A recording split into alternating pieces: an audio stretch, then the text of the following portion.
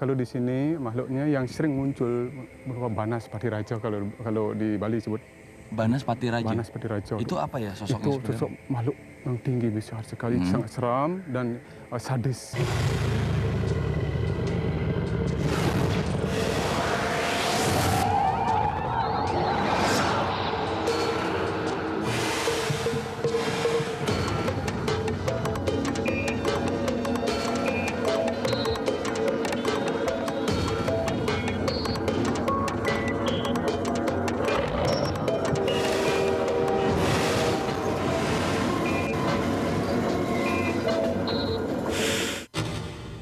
Pemirsa, saya dan tim petualangan PNP saat ini berada di Pulau Dewata, Bali.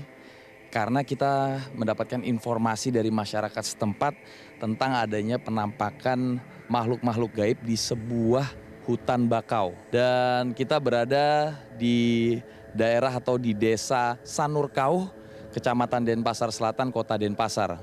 Nanti untuk lebih detailnya pemirsa kita akan ngobrol dengan paranormal setempat atau masyarakat Bali menyebutnya dengan Balian.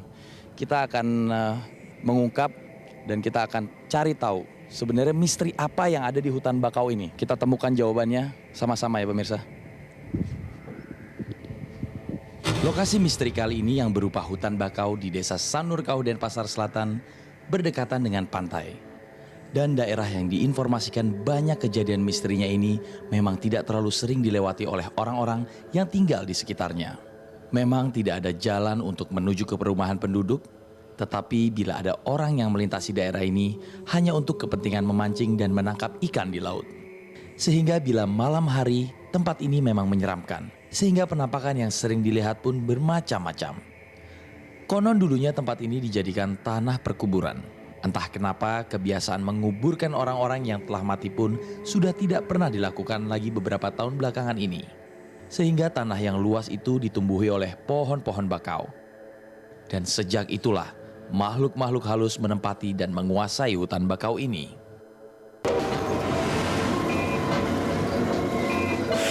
Pemirsa, untuk tahu lebih lanjut cerita dari penampakan yang ada di hutan bakau ini, saat ini saya bersama Balian yaitu Pak Pantre. Kita akan ngobrol dan kita tanyakan apa sih sebenarnya ada di sini. Pak Pantre, bisa jelasin nggak cerita awal dari adanya tempat atau hutan bakau ini sendiri? Ya, karena di sini masyarakat sudah mengenal tempat ini, mempunyai satu istilahnya kalau di Bali itu tengat. Tengat. Itu punya kekuatan gaib yang luar biasa. Betul. Kadang yang bisa menjamah tempat ini adalah orang-orang tertentu. Kalau jam sudah larut malam itu satu pun orang tidak berani masuk ke areal ini. Gitu. Karena di sini banyak hal-hal yang gaib yang terjadi. Satu contoh makhluk-makhluk yang besar, yang kecil. Jadi penghuni gaib yang di sini banyak sekali. Yang mungkin wajahnya seram sekali. Nah, di sini aja kita sudah lihat dengan mata batin kita sendiri. Kita sudah lihat di sini ada gapura. Sekarang kita memasuki di sini ke arah barat ini. Ini sudah lorong gua itu. Ini sebenarnya yang kita mau masuk ini pintu gua itu, lorong iya, gua. Betul. Padahal kita lihat dengan mata ini kan enggak gitu. Hutan bakau biasa, gitu. Ini kalau misalnya kita lihat ini gua, ini kanan kirinya seperti apa sih, bisa digambarin nggak Pak Patra? Sini itu kalau di sini ini kalau di setelah rumah banyak sekali sini. Oh, di sebelah sini banyak rumah? Kalau bilang Naratu Mes lah di sini semua. Sini prajurit sini banyak. Oh, jadi ini seperti barak ya sebenarnya? Iya, barak tentara. Ini tentara. Ini tentara ini. Tentara mana, Belanda? Ini pejuang kita dari Bali. Pejuang Bali. Yang saya bilang tadi ini adalah tentara dari Belanda. Oh, gitu. Jadi mau menyerang dia mau tempat masuk ini. Sini, tapi dia tidak melihat karena sudah diselimuti oleh kekuatan gaib yang ada di sini. Oh, jadi ini tertutup. Iya. Nah, kalau ini yang sekarang Pak Patra lihat ya. Nah, sedang ada kegiatan apa sih sebenarnya di lokasi yang sebelah sini nih Pak Patra? Sekarang di sini dia sedang melakukan dari suatu ritual juga seperti kayak kita lah jam di sini melakukan sembahyangan. Semoga dia itu mungkin areal ini akan terjaga dengan kesuciannya gitu. Udah dijamah dan dirusak oleh hal yang negatif. Nah, kita bisa nggak Pak Patra masuk ke dalam lagi? Bisa. Silahkan. Bisa jalan Pak. Jadi kita terus masuk ke dalam aja Pak Patra ya? Iya. Nah, keadaan sekitar sini sendiri apa nih Pak Patra? Nah, ini semua nih istilahnya apa? Kalau Bali itu penyengkar, tembok. Oh, ini tembok nih. Ya, tembok ini ya. Terus di sini ada disekat oleh gua itu. Oh, Gua ini tetap bagian dari gua itu ya? Iya, betul. Sebenarnya di sekeliling kita ada apa nih Pak Patre? Oh, sini banyak orang melihat kita.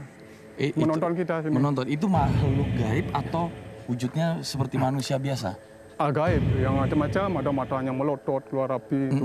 Ada yang ininya bertambah, bertanduk gitu. Oh, itu ada sekarang menonton kita? Ada yang kecil itu. Mereka sebenarnya menerima nggak sih kedatangan kita sekarang? Karena tadi kita sudah istilahnya sembahyangan, memohon ya. Nah, dengan legowo menerima kita. Pemirsa, sekarang saya jalannya sudah lebih masuk ke dalam lagi. Dan di belakang saya ini ada sebuah pohon. Di pohon inilah semuanya berawal dari penampakan dan pusat dari kekuatan supranatural itu dari pohon ini. Pak Patre bisa ceritain sedikit nggak tentang pohon ini, Pak Patre? Bisa.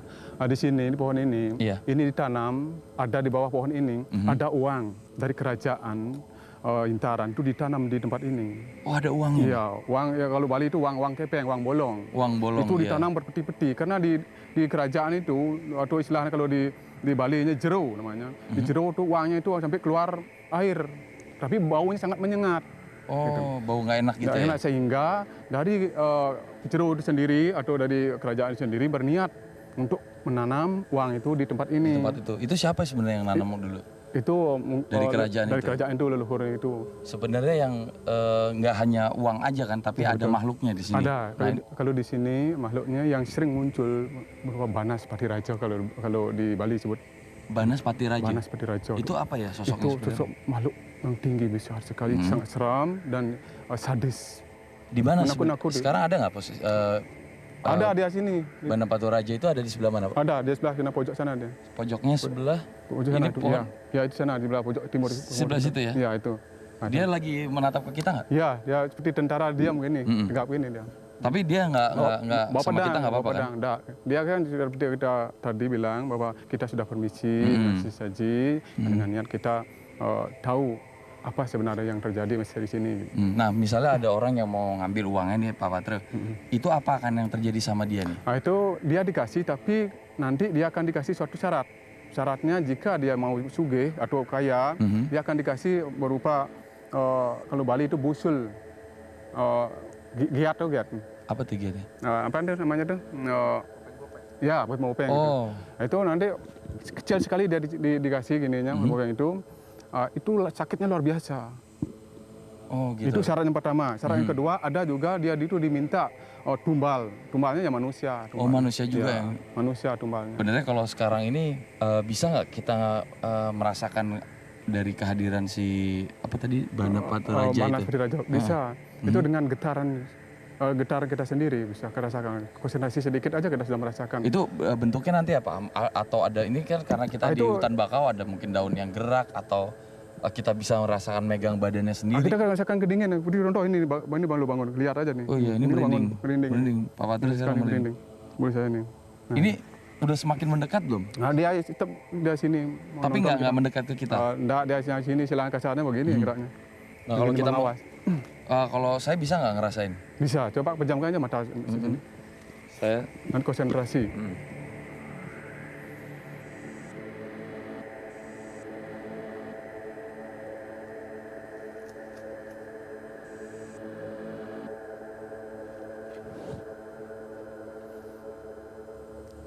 Konsentrasikan pikiran Anda ke bawah pohon itu.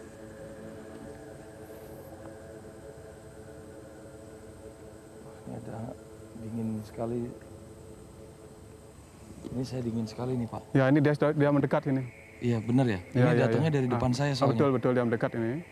Nah terus nanti kasih salam, bilang ya kita mohon izin untuk masuk ke areal ini.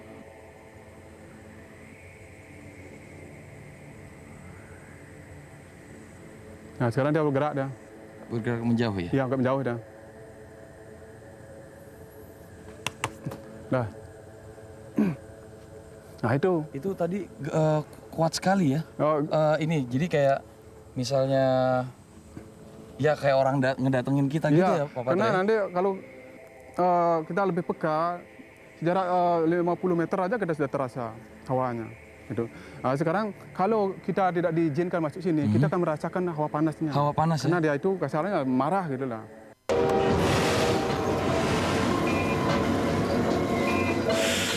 Pemirsa, di alam lain kali ini kita akan membahas tentang masalah jenglot. Seperti apakah sih sebenarnya jenglot ini dan bagaimana kehidupan jenglot? Kebetulan malam hari ini di studio sudah kedatangan ahli supranatural kita, Pak Leo Lumanto. Selamat malam, Pak Leo. Malam.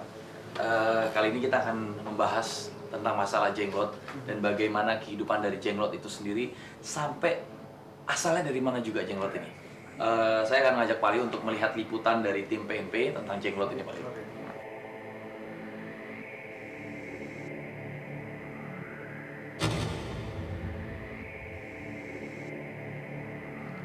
Jenglot milik Pak Asmara ini sudah dipeliharanya sejak 12 tahun lalu. Awalnya, bukan atas kemauan Pak Asmara untuk memiliki jenglot ini. Saat Pak Asmara melakukan semedi di Gunung Serandir, Jawa Tengah atas perintah guru spiritualnya, tiba-tiba datang bola api yang jatuh di hadapan Pak Asmara dan kemudian bola api itu menjelma menjadi jenglot. Untuk memelihara jenglot ini, Pak Asmara harus menyediakan darah manusia yang ia dapat dengan membeli dari PMI atau bisa digantikan dengan darah ayam. Pemberian makan untuk jenglot ini pun harus dilakukan tiap malam Jumat Kliwon. Bila sampai lupa atau terlambat, maka jenglot ini pernah memporak-porandakan isi rumah Pak Asmara. Pak Leo, itu tadi tayangan dari liputan tim PNP tentang jenglot itu sendiri. Nah, pendapat Pak Leo sendiri gimana tentang jenglot ini, Pak Leo? Jenglot itu kan suatu benda gaib. Jadi kalau saya pikir ya itu merupakan sesuatu yang didapat dari alam di luar manusia. Iya. Jadi keberadaannya sama, kedudukannya setara dengan benda-benda gaib lain yang memang punya nilai secara spiritual. Tapi kalau menurut pendapat Pak Leo sendiri nih, bagaimana kok jenglot itu walaupun didapatkan dari alam di luar manusia ini, sosok jenglot ini kenapa bisa hidup layaknya seperti manusia nih? Dia makan, tumbuh rambut, dan ada model kaki dan tangannya juga, nih gimana Pak Leo? Katanya dari literatur yang pernah saya baca dan pernah saya dengar, jenglot ini kan merupakan satu orang yang punya ilmu tinggi zaman dahulu. Terus dia meninggal, tetapi karena ilmunya dan karena kekuatan spiritual yang dia miliki sehingga jasadnya itu tidak musnah. Oh, jadi tetap ada gitu ya? Tetapi mengecil untuk kemudian katakanlah dipelihara dalam tanda kutip oleh manusia. Karena memang berdasarkan petunjuk biasanya, entah itu wangsit atau apa. Tapi ada juga satu informasi lain yang pernah saya dengar bahwa itu adalah satu jasad mumi kecil, Mumi kecil. mumi ya, yang kemudian karena sehingga kekuatan spiritual yang dikandung oleh mumi tersebut yang menyebabkan dia bisa hidup, rambutnya panjang, betul. atau dia minta makan pada hari-hari tertentu dengan makanan-makanan yang tertentu juga. Ini kalau misal dilihat dari secara akal sehat, sampai sejauh mana bahwa jenglot ini bisa dibilang memang adalah dan diakui keberadaannya, memang ini adalah sebenarnya makhluk dari luar alam manusia dan memang akhirnya ini diisi oleh sesuatu. Sebetulnya itu tetap masih menjadi polemik kalau saya berpikir bahwa ada sikap pro dan kontra di masyarakat. Sebetulnya ini kita kembalikan, menyikapi apapun kalau saya pikir kembalikan kepada satu standar keimanan saja, bahwa keberadaan benda apapun di atas muka bumi ini kan karena ridho Allah. Betul. Jadi kalau Anda apapun yang Anda miliki, apapun yang Anda punyai harus berpulang kepada Allah. Betul. Bahwa kemudiannya mau itu jenglot ataupun keris ataupun batu, apapun benda-benda spiritual ataupun apa, harus Anda sikapi itu dengan satu keimanan yang tinggi terhadap Allah itu sendiri, bahwa keberadaan benda itu tidak lepas dari kekuasaan Allah Subhanahu wa taala. Jadi inna ilahi wa inna ilaihi rajiun. Kita kembali lagi ke sana ya, Pak Leo. Kepada Allah. Jadi, Nah, kalau kita lihat nih Pak Leo di layar TV, di sini kan ada sosok jenglotnya sendiri. Nah, ada nggak sih sebenarnya di sosok jenglot yang sekarang ada di gambar ini, dia tuh dikelilingi oleh aura tertentu atau ada. Cuman kalau saya lihat aura itu timbul karena perilaku ritual yang dilakukan oleh orang yang memelihara jenglot tersebut. Oh, berarti Jadi bahwa memang ada ditimbul- prosesnya juga ya? Ada, karena proses ritual yang dilakukan sehingga dia menciptakan satu aura tersendiri. Jadi kalau saya pikir aura itu merupakan sesuatu yang mutlak biasanya memang ada pada benda-benda spiritual, benda-benda spiritual lainnya ya, bahwa itu suatu hal yang lumrah terjadi karena memang ada proses ritual yang mengikuti hal tersebut gitu. Kalau di jenglot yang sekarang Pak Leo lihat, ini ada isinya Pak Leo? Kalau kita bicara isi kan tentunya mungkin Ada kehidupan? tentunya akan lebih terasa dengan orang yang memelihara jenglot tersebut. Oh, Ya, iya, bahwa iya. kalau kita bicara isi di sini, bahwa muatan isi di sini kan adalah sesuatu yang sangat definitif, tidak bisa secara lebar Anda terangkan itu, ataupun tidak bisa secara definitif Anda fokuskan pada satu pemahaman saja apa dan bagaimananya gitu. Nah, ini menarik juga Pak Leo, karena sebentar lagi kita akan menghadirkan seseorang yang memang dia memelihara jenglot, dan kita mungkin insya Allah juga bisa melihat dari Seperti apa sosok jenglot jenglot itu tersebut. Ya. Dan saya yakin pemirsa di rumah juga penasaran, ingin melihat seperti apa sih jenglot dan bagaimana kehidupannya. Nantikan sebentar lagi.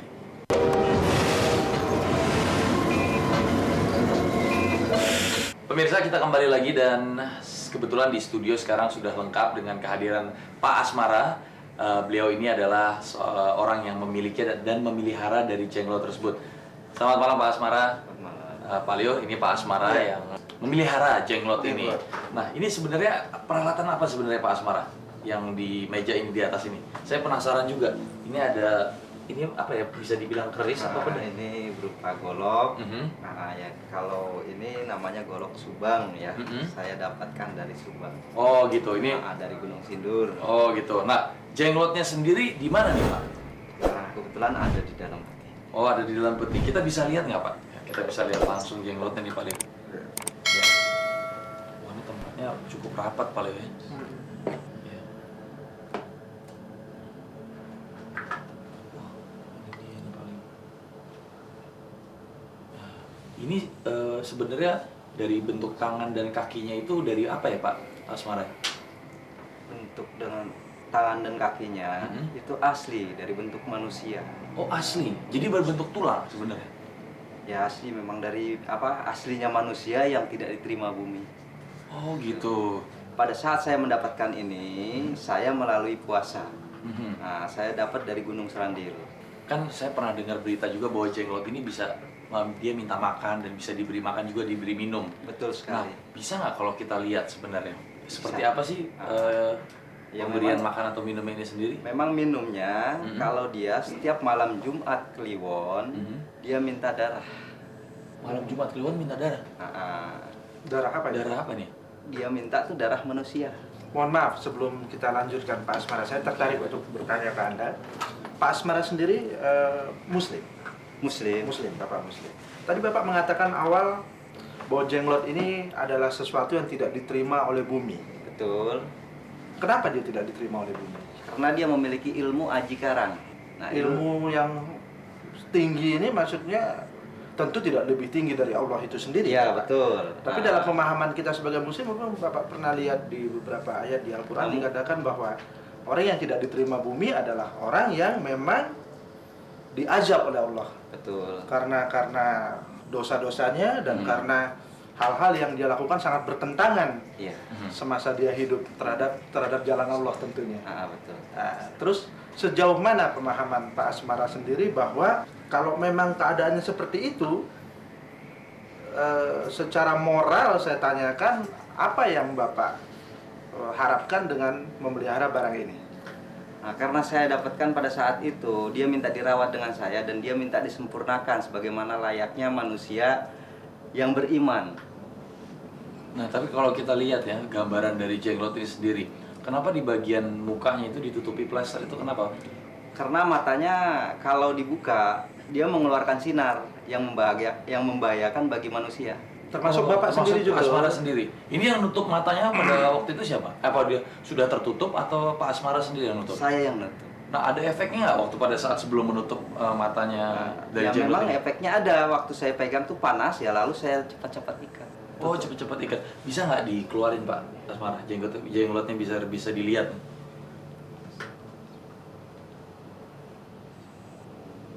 Seperti ini ya. Ini kuku ya Pak Asmara ya? Betul. Kuku ini tumbuh? Tumbuh. Berapa tahun sudah Bapak pelihara ini? Saya pelihara ini sekitar 12 tahun. Sudah 12 tahun? Dan itu ada taringnya itu memang dari dia? Ya. Secara spiritual, efek apa yang Bapak rasakan setelah Bapak memelihara jenglot ini? Nah, setelah saya memelihara jenglot ini, ya, bantuan goib yang ada di diri saya bisa untuk membantu orang sakit, termasuk menyembuhkan ya segala macam penyakit. Oh, efeknya ke Pak Asmara Dan sendiri? Bapak yakini bantuan goib itu berasal dari jenglot ini? Saya tidak meyakini dari sini, saya meyakini ada dengan bantuan tersebut dari Allah, gitu. Hanya syariah dari jenglot ini. Pak, mohon maaf, saya bertanya begini bukan apa. Saya bingung kalau Bapak meyakini sebagai Muslim bahwa ini datangnya asalnya dari Allah. Tetapi di satu sisi mungkin untuk pemirsa juga tahu bahwa ternyata dia juga makannya darah. Ya. Darahnya kadang darah manusia. Ya. Nah ini kan akan menimbulkan pertanyaan Pak buat orang ya. Kalau sesuatu yang berasal dari Allah, kenapa harus darahnya darah manusia dan kenapa mesti darah? Nah ini gimana penjelasan Pak Asmara? Ya mungkin pada saat hidupnya dia dulu, ya dia mempunyai ilmu yang dia ambil dari ilmu hitam atau dari iblis. Gitu. Berarti jangan-jangan kekuatan yang dia miliki Ini juga kekuatan dari kekuatan iblis. iblis. Mungkin nggak nih Pak Tidak, Asmara? karena saya dapat ini ya hasil puasa dengan wirid. Gitu. Oh. Karena dia minta disempurnakan. Dengan Mungkin proses. dulu terlalu banyak dosa yang dibuat sehingga dia juga minta disempurnakan seperti manusia. Tapi kalau secara akal sehat nih, secara misterinya juga kita, bisa nggak sosok jenglot ini akhirnya disempurnakan Pak Leo? Saya berpikir begini, manusia itu pada akhirnya semua akan kembali ke tanah. Iya. Ya. Jadi apapun yang kita hadapi sekarang ini di atas muka bumi ini kan sangat bergantung dengan keimanan kita. Akhirnya itu kembali kepada Allah itu sendiri. Betul. Manusia akan menghadapi perhitungannya masing-masing, akan menghadapi jalannya masing-masing, akan menjalani takdirnya masing-masing. Jadi kita juga tidak pernah tahu saat ajal nanti menjemput, apakah pertimbangan amal yang sudah kita lakukan selama kita hidup itu akan berkenan di hadapan Allah atau tidak. Kita juga tidak pernah tahu sholat yang kita lakukan 5 waktu sehari sampai hari ini apakah itu berkenan di hadapan Allah atau tidak. Betul. Jadi persoalan jenglot ini dan apapun yang dilakukan Pak Asmara terhadap jenglot ini, saya pikir ini akhirnya kita kembalikan ke pribadi itu masing-masing. Betul ya Pak? Betul. Bahwa ini satu keyakinan yang sementara waktu ini diyakini oleh Pak Asmara semacam itu, dan kemudiannya kita juga harus menyikapi persoalan ini dengan sangat berlapang dada bahwa ya ini sesuatu yang ya inilah kekayaan, anggap saja ini salah satu kekayaan spiritual ya Pak ya. Satu kekayaan spiritual yang harus kita sikapi dengan positif. Pak Leo, terima kasih. Pak Asmara juga terima kasih atas penjelasan dari misteri jenglot ini. Pemirsa, itu dia tadi misteri jenglot yang sudah kita bahas. Ikuti terus Alam Lain minggu depan. Pemirsa, berlaku sopan harus kita lakukan dimanapun kita berada. Begitu juga di alam gaib. Percaya nggak percaya, tergantung bagaimana Anda menyikapinya.